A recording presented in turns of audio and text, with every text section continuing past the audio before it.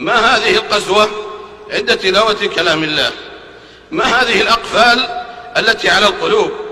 مواعظ تتلى وعبر تسمع وسور تقرأ، ولكنها تدخل من اليمنى وتخرج مع اليسرى.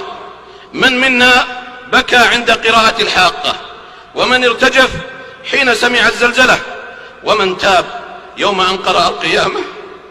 ما هذا الران الذي على القلوب؟ أفقدت قلوبنا من حجر؟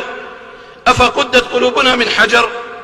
أما إنه لو أنزل هذا القرآن على جبل لخشع وتصدع من خشية الله، ولكن قست القلوب فهي كالحجارة أو أشد قسوة.